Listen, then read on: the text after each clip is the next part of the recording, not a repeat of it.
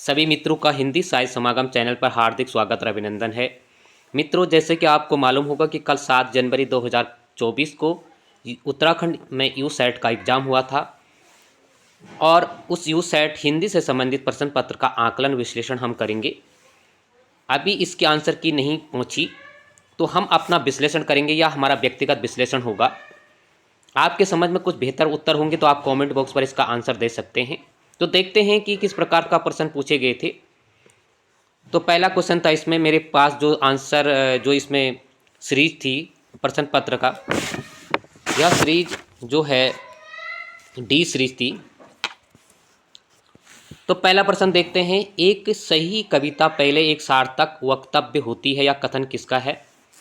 तो कविता के संबंधित धूमिल की काफ़ी रचना है, उससे संबंधित उनका काफ़ी वक्तव्य है, तो इसमें आकलन करने में आपको दिक्कत नहीं हुई होगी। तो इसका धूमिल है निश्चित तौर पर।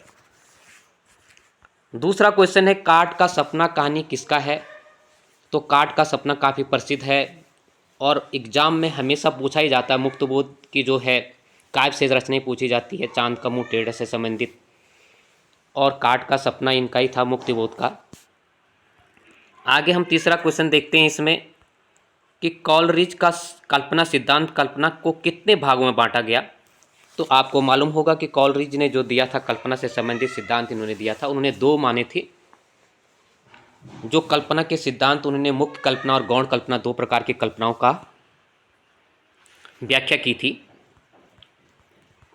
चौथा प्रश्न है, शुक्ल जी ने किनके निबंधों को बातों का संग्रह कहा। तो कई बार यह क्वेश्चन पूर्व में भी पूछा गया है। तो महावीर प्रसाद द्विवेदी जी की जो निबंध थे उनको बातों का संग्रह कहा गया था। पांचवा नंबर का प्रश्न है, मुक्तिबोध का काव्य संकलन चांद का मुंह टेढ़ा है एक बड़े कलाकार की स्केच बुक लगता है, प्रस्तुत पंक्ति में किसका है। तो इसमें जैसे एक नामवर सिंह ने का एक कोटेशन आता है और फिर एक जो स्केच के संबंध में है राम स्वरूप चतुर्वेदी का है। तो यहाँ पर भी आपको दिक्कत नहीं हुई होगी। छठा नंबर का प्रश्न देखते हैं, निम्नलिखित को प्रकाशन वर्ष के अनुसार क्रम में लगाइए। तो यहाँ थोड़ा सा क्वेश्चन चिंतन और मनन एक तर्कशील पर आधारित था। तो बसेरे से 10 द्वार से सोपान तक तो हो नहीं सकता, क्या बोलूँ क्या याद करूँ, दोनों ऑप्शन में ए और सी में। और उसमें जैसे नीड़ का निर्माण हो गया, इसमें नीड़ का निर्माण होगा, तो इसमें आपको आकलन लगाना था। तो इसका निश्चित तौर पर एक था। आपको मालूम होगा कि 69 से 70 और लास्ट की उनकी जो है 85 की 4 भागों में काफ़ी प्रसिद्ध है इनकी, और नेट में भी यह लगा हुआ है। आपने देखा होगा कि नेट में भी यह लगा हुआ है इनकी, क्या भूलूँ क्या याद करूँ, बच्चन की, हरिवंश राय बच्चन की 4 भागों में इनकी आत्मकथा है और कई बार पूछी जाती है। नेट के सिलेबस में मैंने चर्चा की थी इसके बारे में, और इसका क्रम लगाने के लिए आया था, तो ये पहले होगा इसका। 7वां नंबर का प्रश्न है, सीढ़ियों पर धूप में संकलित निबंध नहीं है। अब सीढ़ियों में धूप जो है यहाँ से निबंध दिया है, जबकि सीढ़ियों में धूप आपको पता है कि काव्य रचना है।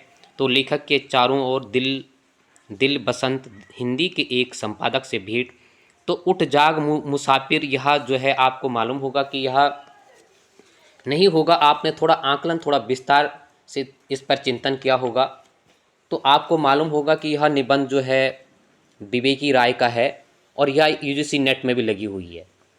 जैसे कुबेरनाथ की उत्तर फागुनी की ओर लगी हुई है, विद्या निवास मिश्र के मेरे राम का मुकुट भीग रहा है। तो पहले भी हमने इस पर चर्चा की थी। तो यहाँ पर थोड़ा सा आपने आकलन, अपना चिंतन शक्ति का सही प्रयोग किया होगा तो आपने इसका आंसर भी सही लगाया होगा। 8वां नंबर का प्रश्न है, इसमें से कौन सा उपन्यास सूरदास पर आधारित है। हमेशा पूछा जाता है तुलसीदास पर, काफ़ी प्रसिद्ध है और यह जो है 72 की रचना है, मानस का हंस तुलसीदास पर आधारित है। यह नेट में भी लगा हुआ है। तो खंजन नयन होगा इसका, खंजन नयन होगा। ठीक है, तो थोड़ा सा अपने दिमाग, अपने तर्क से लगाने की थोड़ा सा आधार इस प्रकार से बनाया गया था। और मानस का हंस आप जानते हैं कि 72 की यह अमृतलाल नागर की है, ये भी रचनाएं उन्हीं की है।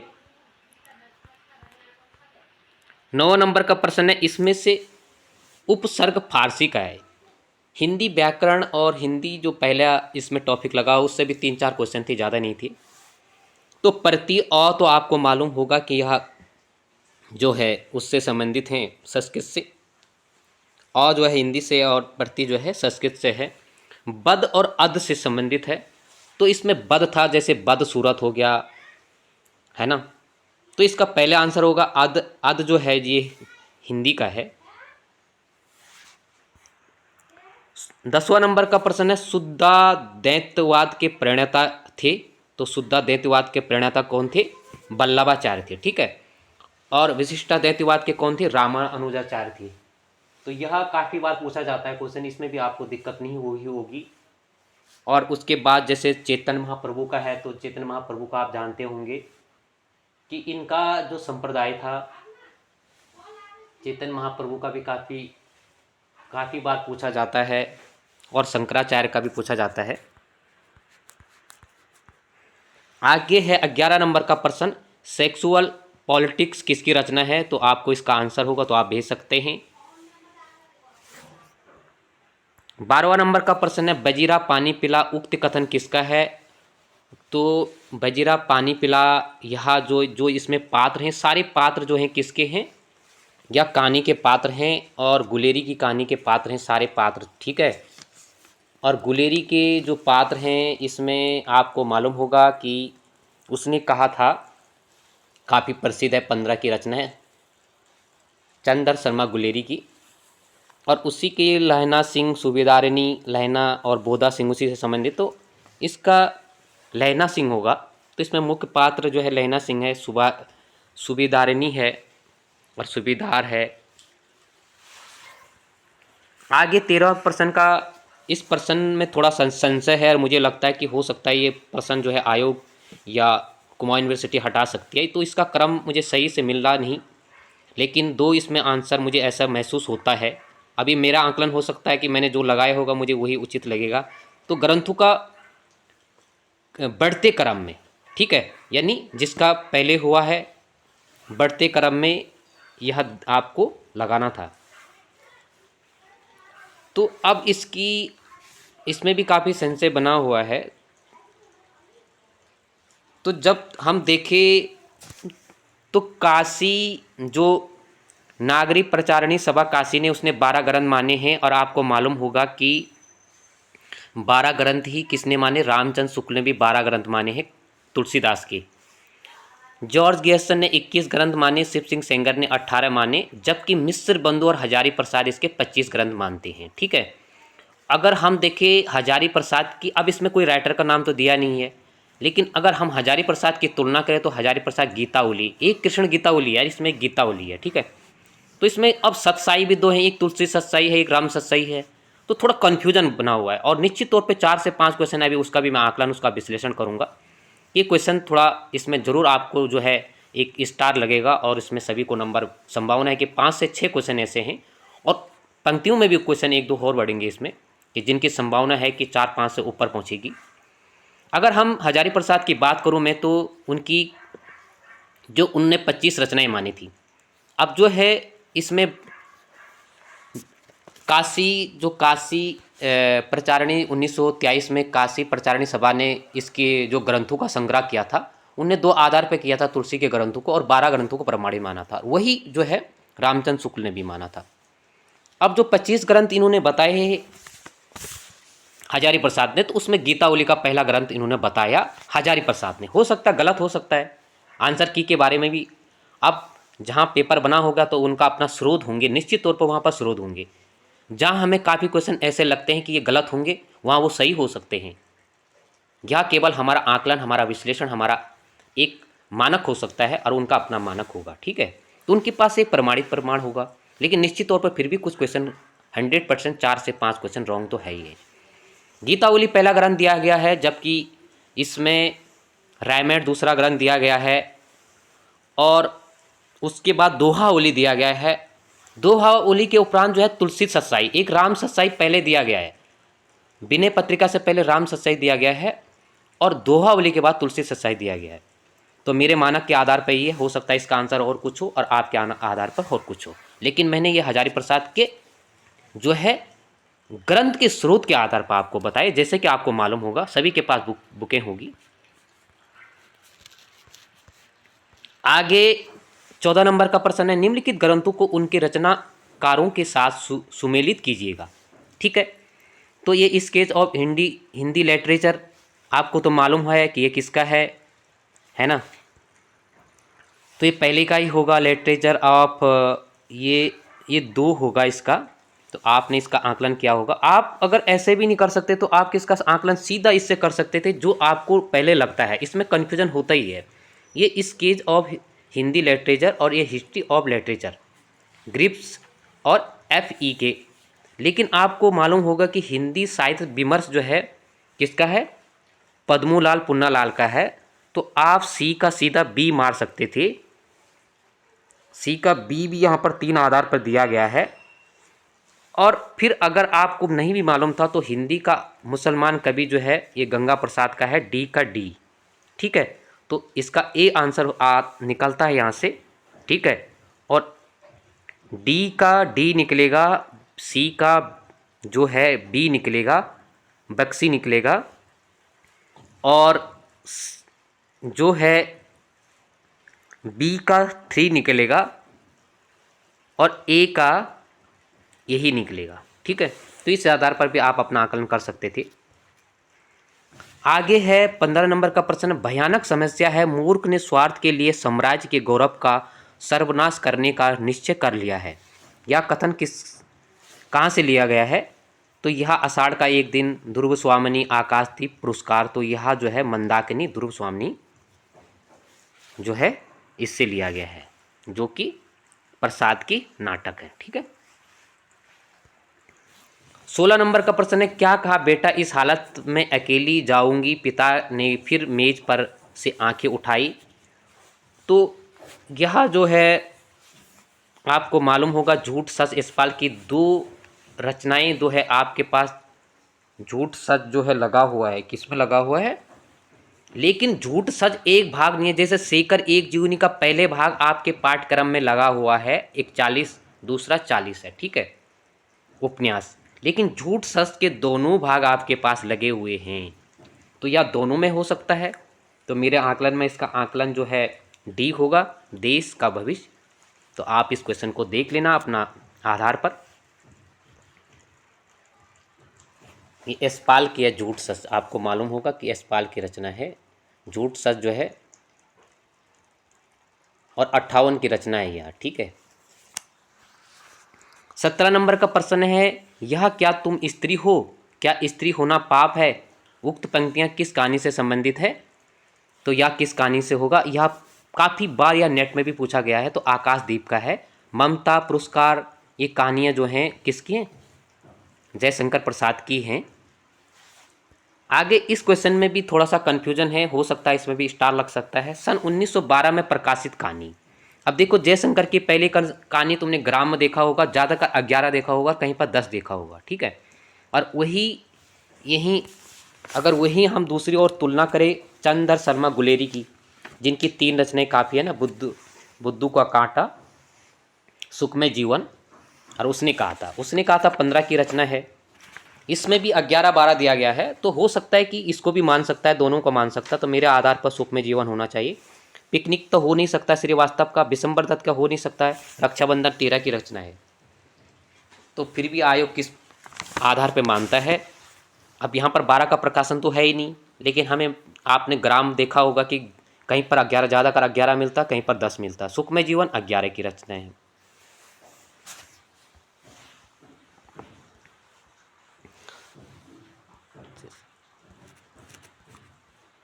आगे हम देखते हैं 19 नंबर का प्रश्न, उसे गंभीर स्वर में कहा, यह सब मकान किसने बनाए। माता हंसी, लोगों ने कहा, लोगों ने, और किसने। तब ईश्वर ने तो नहीं बताया। यह किससे संबंधित है। अब शेखर जीवनी पार्ट 1 आपके पास लगा हुआ है, 41, और दूसरी 40 की रचना है। ठीक है, अज्ञे की है यह उपन्यास। तो शेखर एक जीवनी उसमें 1 हो सकता है, 1 होगा। 20 नंबर का प्रश्न है, मैं वास्तव में कौन हूँ। यह एक सवाल है जिसका सामना करना इधर आकर मैंने छोड़ दिया है। जो मैं इस मंच पर हूँ वह यहाँ से आकर नहीं हूँ, और जो बाहर हूँ उक्त अंश है। तो देखो, इसमें अंधेर आधे अधूरे और अंजू दीदी। आधे अधूरे दीदी देखो कि एक पारिवारिक समस्या के बारे में यह है। आधे अधूरी समस्यात्मक नाटक है। स्त्री की प्रधानता, स्त्री के संवाद इसमें ज़्यादा है। और अंजू दीदी में तो है ही, क्योंकि अंजू दीदी अपने दिनचर्या के में इतने काम में बिजी हो जाती है, अपने कार्यों में इतनी लिप्त हो जाती है कि उसका जीवन जो है मरणासन हो जाता है इन कामों से करते करते। ठीक है, यानी घर की परिस्थितियों के संदर्भ अपने समय ही नहीं रहता है। तो मेरे आधार पर आधे अधूरे इससे होना चाहिए। लेकिन संवाद जो है, स्त्रियों का संवाद जहाँ पर है तो अंजू दीदी में आपको मिलेगा। और किस में मिलेगा? नाटक में आधे अधूरे में मिलेगा। इस प्रकार के संवाद। 21 नंबर का प्रश्न है, यथार्थ में छायावाद भव राज्य की वस्तु है, उसमें केवल संकेत से ही काम लिया जाता है, या कथन किसका है? तो यह जो है मुकुटाधर का यहाँ पर मुझे ऐसे मास प्रतीत होता है। तो आपके आंसर में कहीं पर होगा तो आप बता सकते हैं। प्रसाद का भी हो सकता है, क्योंकि छायावाद से संबंधित दो हैं। और चिंतन तो महावीर को छोड़कर शुक्ल ने भी अपना स्टेटमेंट जो है छायावाद पर दिया था। जैसे राम स्वरूप चतुर्वेदी हो गया, शुक्ल हो गया, शांति प्रिय द्विवेदी हो गया, नंद दुलारे हो गया, उन्होंने तो छायावाद पर बहुत ही ज़बरदस्त कार्य किया था, जैसे निबंध और आलोचना में आपने देखा होगा। तो ज़्यादा विस्तार नहीं करेंगे, ये सिर्फ एक आंकलन, एक विश्लेषण है, एक मॉडल है आपके सामने कि आप अपना आपके दृश्य में कैसा पेपर था। 22 नंबर का पेपर प्रश्न है, प्रेम का कारण बहुत कुछ अनिर्दिष्ट और अज्ञात होता है, पर श्रद्धा का निर्देशित और ज्ञात होता है, यह कथन किससे संबंधित है? तो यह निश्चित तौर पर रामचंद्र शुक्ल का होगा। यह संस्कृत से संबंधित भी, काव्य शास्त्र से संबंधित पूरी 2 यूनिट आपके सिलेबस में लगी हुई थी, लेकिन मात्र 3-4 ही क्वेश्चन ऐसे थे काव्य शास्त्र में, और पाश्चात्य काव्य शास्त्र में भी ऐसे ही 2-4 क्वेश्चन थे। इष्टार्थ व्याचिन्न पदावली काव्य शरीर है, तो यह परिभाषा किसने दी थी? आपने पदावली पढ़ा होगा तो आपने अपनी ट्रिक लगाई होगी, तो यह दंडी का है। और यह क्वेश्चन जो है नेट में भी पूछा गया था। ठीक है, 10 कुमार। तो दंडी के आधार पर आप इस कथन को लगा सकते थे। आगे हम देते, कई बार राज शिकार का भी पूछा जाता है, लेकिन इसमें एक ही कोटेशन यहाँ पर आई थी। तो क्वेश्चन में कुछ क्वेश्चन तो सही थी अपने आधार पर। आगे हम 24 नंबर का प्रश्न देखते हैं। निम्न रचनाओं को उनके रचनाओं के साथ सुमेलित कीजिएगा। तो इसमें क्या होगा? तो आपने देखा होगा कि इसमें जो है काफ़ी कन्फ्यूजन हुआ होगा आप लोगों को भी निश्चित तौर पर। तो इसका सही आंसर होगा, जैसे आपने देखा होगा काव्य सरोज। तो काव्य सरोज किसका? श्रीपति का है। तो काव्य सरोज श्रीपति का है, यानी बी का 1 होगा। तो बी का 1 2 में है, तो काव्य सरोज किसका है? श्रीपति का है। तो आपने इस आधार पर इसका आकलन किया होगा। और जो है ये रचना लगी हुई है,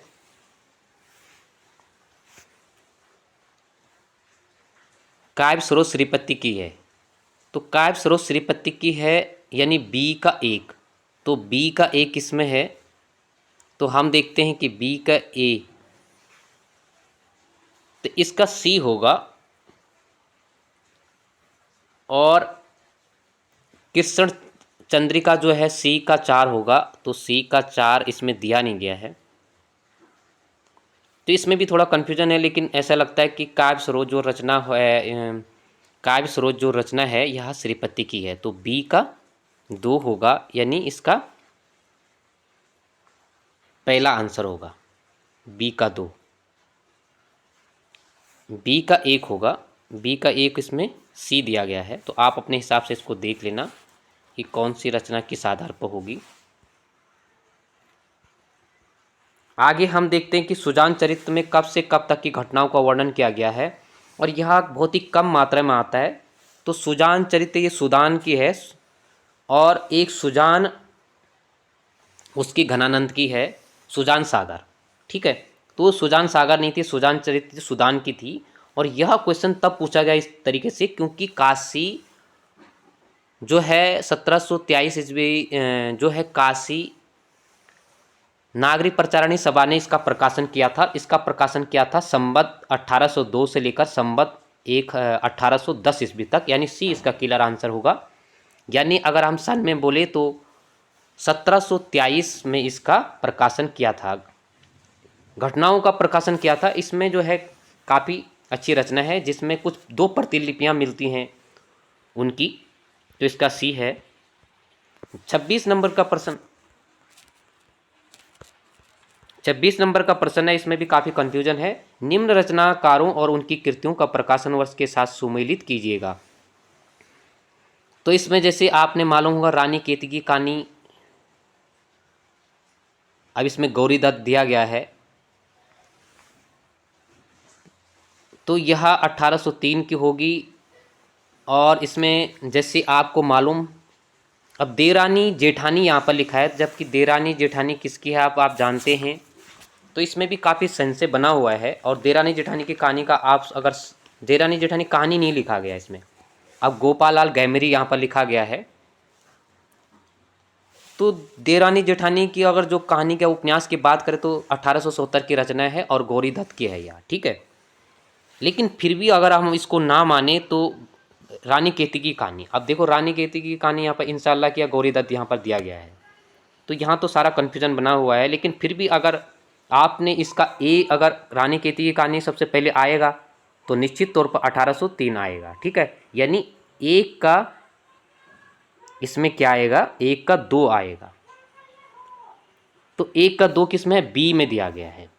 अगर आप देरानी जेठानी की कहानी में जाओगे तो आपको कहीं पर भी सन नहीं मिलेगा, 1870 72 पे आप टिक करोगे तो निश्चित तौर पर आपका क्वेश्चन गलत हो सकता था।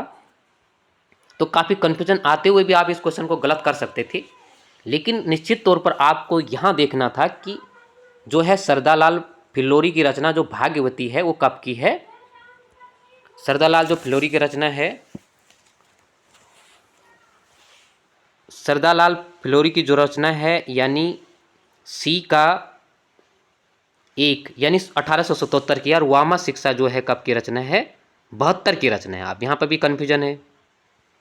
तो अगर हम सही माने, अगर रानी केतकी की कहानी 1803, तो यह ऑप्शन 1 में सही आता है। और सिद्धालाल फिल्लोरी की रचना भाग्यवती 1877, यानी इसमें 2 ऑप्शन सही अगर मिलते हैं तो निश्चित तौर पर इसका बी होगा, नहीं तो इसमें भी स्टार लगेगा और कॉमन नंबर सभी को मिलेगा। 27 नंबर का है, सूची 1 को सूची 2 से साथ सुमेलित कीजिएगा, ठीक है। और काफ़ी कन्फ्यूजन है, इस प्रकार की भाषाओं की रचना तुमने देखी नहीं होगी। लेकिन निश्चित तौर पर डी ऑप्शन इसमें है, भारतेंद्र हरिश्चंद्र, तो हिंदी में इन्होंने किया था। अगर आपको डी का 3 अगर सिर्फ एक ही में मिलता है, यानी हमें बी में मिलता, तो इसका आंसर यही होगा, ठीक है। बाकी आपको मालूम होगा कि बांग्ला जो बंकिम चटर्जी थे, बांग्ला भाषा में साहित्य में रचनाएं की थी, 1 का 2, तो ये इसका बी आंसर होगा, ठीक है। तो एक रचना भी आपको मालूम, 2 रचनाएं मालूम होती है तो आप अपनी तर्क, अपनी मनन शक्ति के अनुसार क्वेश्चन को सही कर सकते हैं। 28 नंबर का प्रश्न है, युद्ध सर्वनाश मेरी दी हुई विद्या शास्त्रों बलिदान लेगी, क्योंकि मैंने केवल शस्त्र चलाने की शिक्षा दी है। मैंने उसके आगे ऐसा कुछ नहीं सिखाया है जो मनुष्य को मनुष्य बनाता है। अब इसमें तमस और झूठा सच तो हो नहीं सकता है, एक द्रोणाचार्य में भी इस प्रकार के वाक्य हैं, लेकिन निश्चित तौर पर यह अंधा युग का है, अंधा युग में इस प्रकार की बातें कही गई है। थोड़ा दोनों में सस्पेंस करने के लिए यहाँ पर दिया गया था, बस अपने चिंतन शक्ति का प्रयोग सही करना था।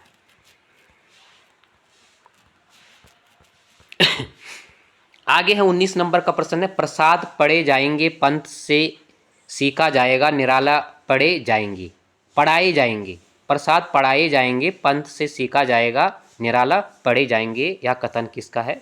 और बहुत कम मात्रा में ऐसे कथन आपको देखने को मिलेंगे। इसी से संबंधित दूसरा क्वेश्चन भी बना हुआ है पीछे, आप सीरीज में देखोगे। और मुझे लगता है कि यह नंद दुलारे वाजपेयी का होना चाहिए, और नगेंद्र का भी इस प्रकार से रचना होगी।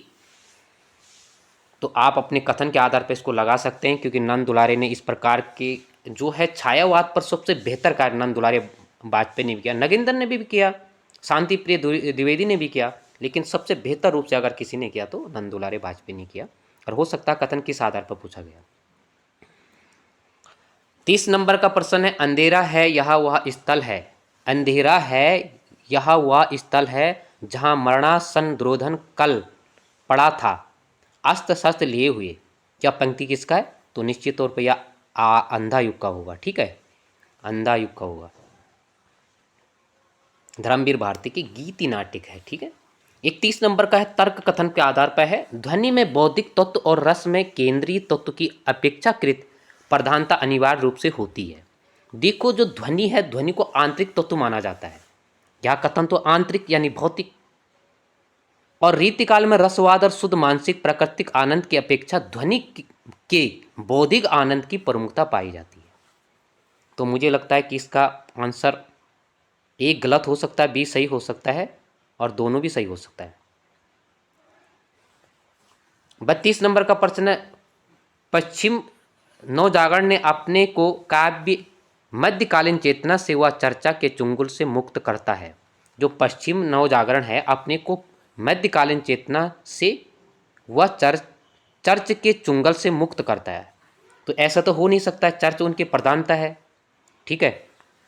और भारतीय नवजागरण अतीत से संबंध है। भारतीय निश्चित तौर पर भारतीय जो भी नया युग चलता है, जैसे छायावाद चला, रीतिवाद चला, उसकी दृश्य, उसका प्रभाव जो है पिछले का पड़ता ही पड़ता है आधुनिकता पर। तो इसमें एक गलत होना चाहिए, दो सही होना चाहिए। 33 नंबर का प्रश्न है, निम्न में से रेखा चित्र हैं, बोलती प्रतिभा, बोलती प्रतिमाएं होगी इसमें, जो भूला ना जा सके, मंटू मेरा दुश्मन, प्रेमचंद घर में। अब यहाँ पर प्रेमचंद घर में तो हो नहीं सकता है, यह एक जीवनी है। शिवरानी देवी ने 1942 में लिखी थी, 1944 में लिखी थी प्रेमचंद की जीवनी। तो डी में इसमें तो हो नहीं सकता, डी तो पहले ही कट जाएगा। बोलती प्रतिमाएं तो है ही है, पहला है, और इसमें सी होगा, मंटू मेरा दुश्मन। ठीक है। तो इसमें क्या होगा, ए और सी, यानी ए और सी होगा इसमें, बी आंसर इसमें होगा। आगे इसमें काफ़ी कन्फ्यूजन बना हुआ था। 34 नंबर का है, तो सुमेलित करने के लिखा था, तो सबको केशव हरि नायक है सिंगार, तो केशव दास। नौ रस सिंगार रस सिरे कहत जब कोई। तो इसमें दोनों रचनाओं में यहाँ पर थोड़ा सा कन्फ्यूजन है, लेकिन इसमें दो मुझे ऐसा प्रतीत होता है कि दो आंसर इसका होगा, क्योंकि सिंगार रस आपने देखा होगा कि सिंगार रस की प्रधानता किसने मानी थी? केशव ने भी सभी रसों का महत्व राजा ही सिंगार रस को माना था, और नौ रस में सिंगार रस की प्रधानता किसने मानी थी? देव ने भी मानी थी। तो इसका आंसर सी होना चाहिए, यानी एक का दो होगा और बी का एक होगा, एक का दो होगा, बी का तीन होगा। 35 नंबर का प्रश्न है, निम्नलिखित में से कौन सी कृतियां जीवनी है? शेखर एक जीवनी, यह तो उपन्यास है। वट वृक्ष की छाया में और स्मृति के झरोखे में, अपनी धरती अपने लोग। तो इसका होगा बी और सी, यानी इसका बी आंसर होगा, वट वृक्ष की छाया और स्मृति। एक तो होगा ही नहीं, पहला ऑप्शन तो ऐसे ही कट जाएगा, जीवनी है, यह उपन्यास है। 36 नंबर का प्रश्न है, हे लड़कों, तुमको चाहिए कि अपनी पोथी को बहुत संभल कर रखो, मैला ना होने पाए, बिगड़े नहीं, और जब उसे खोलो तो चौकसी से खोलो कि उसका पन्ना अंगुली के तले दबकर फट न जाए।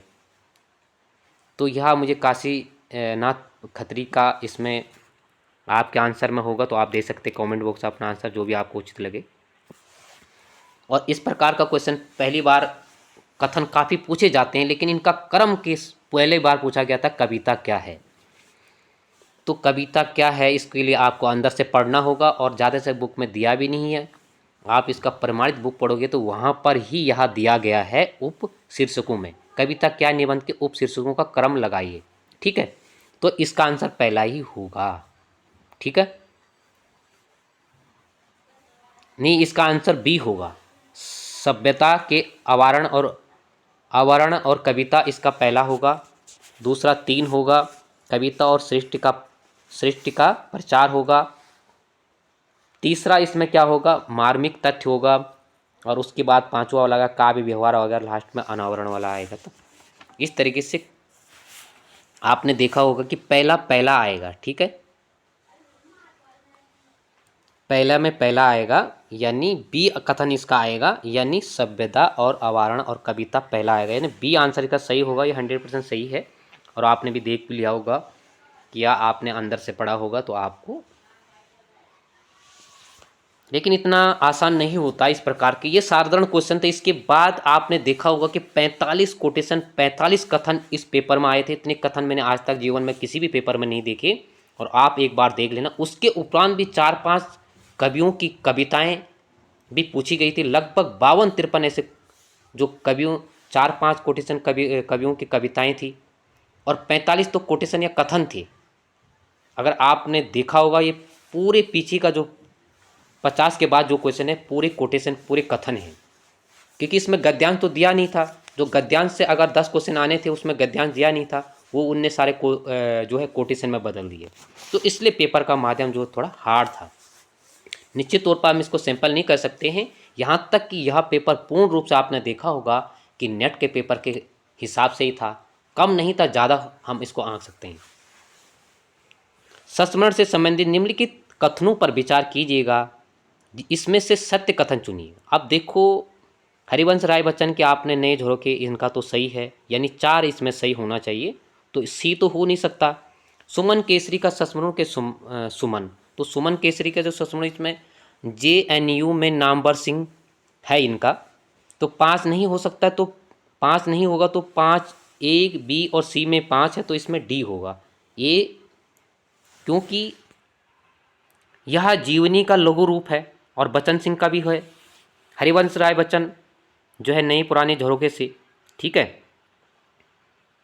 चौथा भी होगा, पहला भी होगा और घटनाओं से संबंधित चित्रण होगा, क्योंकि जिस व्यक्ति के बारे आप संस्मरण लिखते हैं तो आवश्यकता नहीं है, उसके बारे में आपको होना ही चाहिए पता, ठीक है। 39 नंबर का प्रश्न है, एक बूंद सासा उछली हरी घाटी आखिरी चट्टान तक चीणों पर चांदनी। अब देखो चीणों पर चांदनी आपने देखा होगा, ये काफ़ी बार पूछा जाता है, और एक बूंद सासा उछली, अब दोनों में कंफ्यूजन है, पूर्व यूरोप और यूरोप। जबकि इस एक बूंद सासा उछली यह आपके उसमें लगे हुए हैं, अज्ञे की रचनाएं लगी हुई हैं, अज्ञे के जो हैं यह यात्रा वृत्तांत किस में लगे हुए हैं, आपके पाठ्यक्रम में लगे हुए हैं, ठीक है। अज्ञे की आपके पाठ्यक्रम में लगे हुए हैं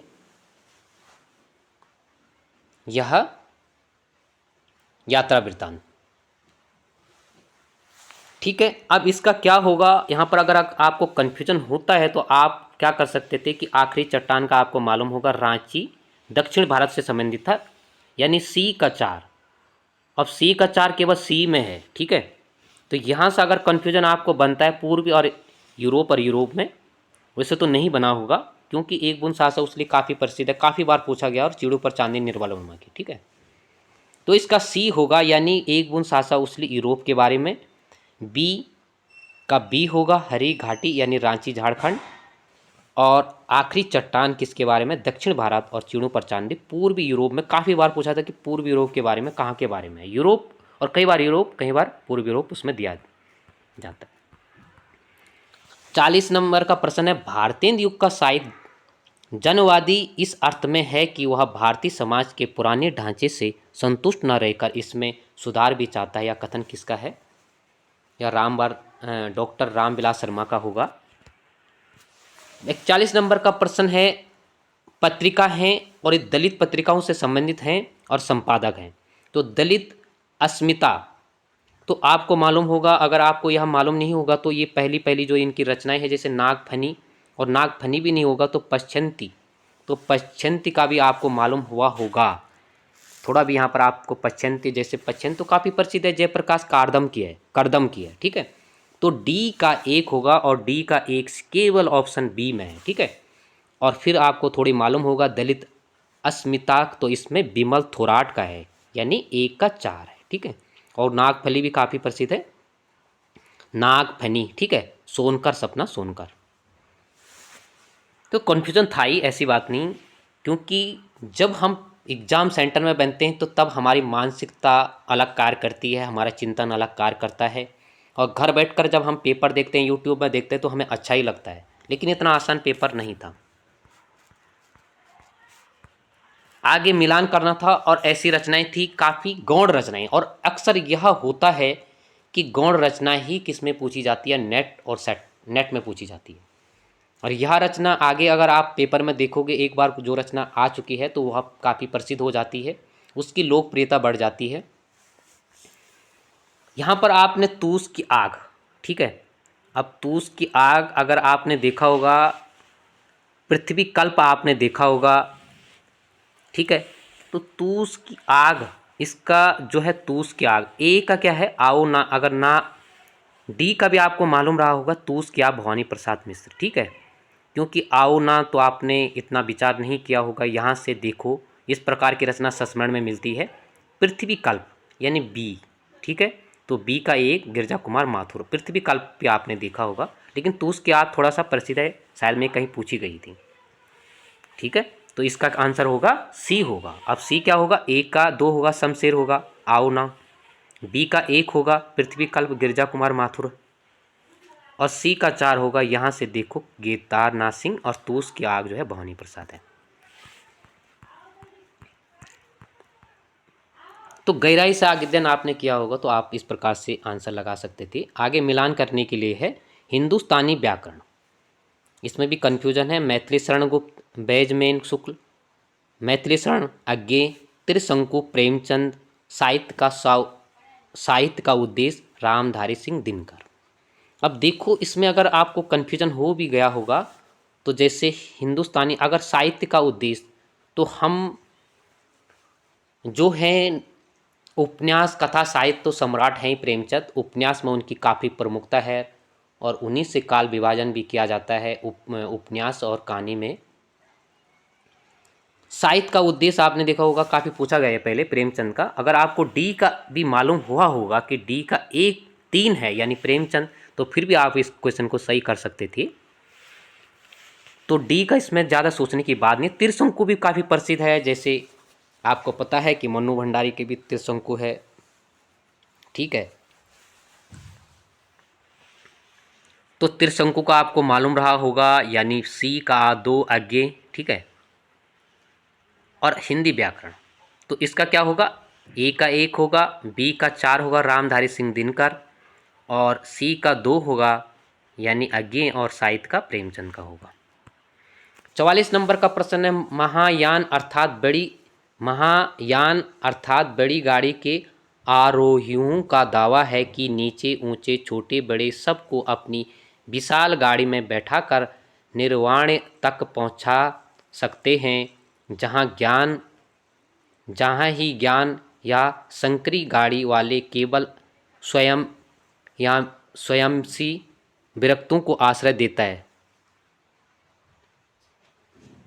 यह कथन किसका है, तो यह इसमें जो है आपने देखा होगा कि बौद्ध धर्म से संबंधित परशुराम चतुर्वेदी ने भी इनकी रचनाओं आपको मिलती है। तो यहाँ पर रामचंद्र शुक्ल ने काफ़ी लोगों ने लगाया होगा, मुझे ऐसा लगता है कि यह परशुराम चतुर्वेदी का सी होना चाहिए इसका आंसर। 45 नंबर का प्रश्न है, निम्नलिखित उपन्यास को कालक्रम अनुसार व्यवस्थित कीजिएगा, ठीक है। तो काफ़ी टेढ़ी खीर थी यहाँ पर। देखो, बड़ी बड़ी आंखें आज्ञे की है, काफ़ी पहले की रचना है, ठीक है। और सामर्थ्य और सीमा भी आपने सुना होगा, लेकिन उसका बचपन बहती गंगा का आपने कम ही देखा होगा। लेकिन इसका आंसर होगा बहती गंगा पहले आएगा, यानी डी इसका आएगा, या डी पहले आएगा, ठीक है। यानी सी आंसर इसका होगा। बहती गंगा 52 की रचना है, उसके बाद नहीं, सी आएगा इसका आंसर, यानी बहती गंगा पहले आएगा इसमें, और उसके बाद आएगा आपका 65 की बड़ी बड़ी आंखें जो है 65 की रचना है। उसके बाद सी आएगा, बी आएगा, फिर सी आएगा, और फिर उसके बाद जो है ये आएगा इसमें। आगे हम देखते हैं 46 नंबर का प्रश्न, मिलान करना था आपको। तो इसमें देवो वो एक पुराण, एकादशी कथा, जैमिनी पुराण, सत्यवती कथा। तो सत्यवती कथा आपको मालूम, अगर सत्यवती कथा भी आपको मालूम था कि ईश्वर दास का है, तो आप तब भी इस क्वेश्चन का सही आंसर लगा सकते थे। लेकिन फिर भी यहाँ भी 2 जगह में था, तो थोड़ा यहाँ पर चिंतन करने वाली बात तो थी। तो इसका आंसर जो है सी होगा। एक बार फिर इसको चेक कर लेना आप अपने माध्यम से।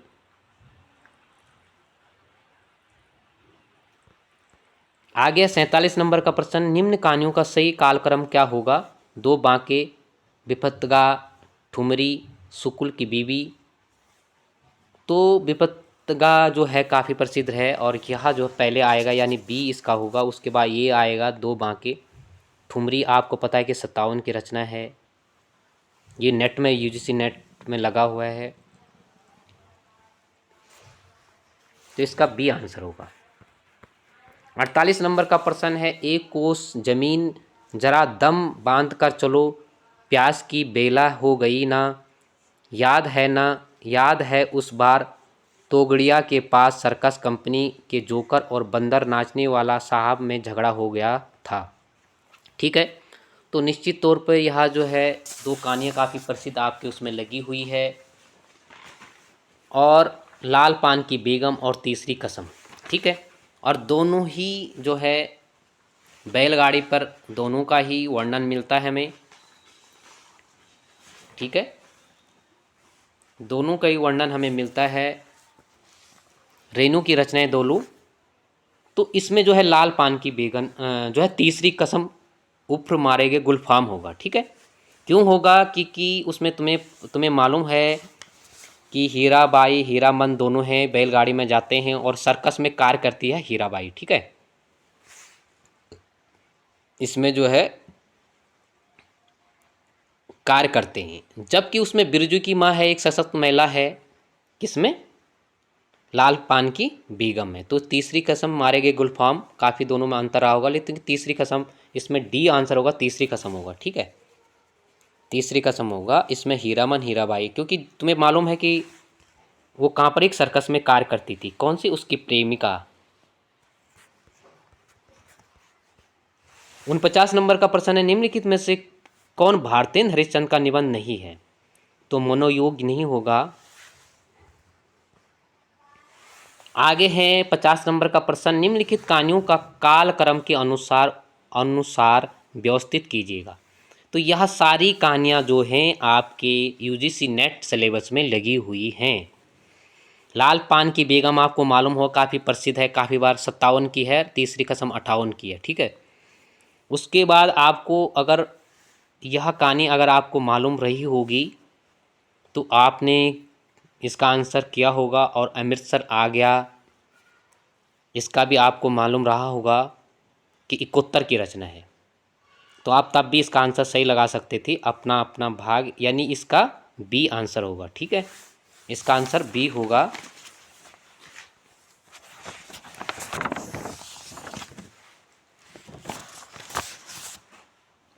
इसका आंसर बी होगा। देखो सिक्का बदल गया 48 की रचना है, और अपना अपना भाग 34 का है। तो अपना अपना भाग 34 का है, लाल पान की बेगम 57 का है, और अमृतसर आ गया 71 की रचना है। तो अपना अपना भाग आएगा, डी आएगा इसमें।